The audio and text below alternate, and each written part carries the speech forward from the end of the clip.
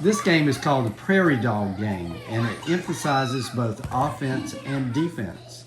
All the players start with a hoop with a cone inside.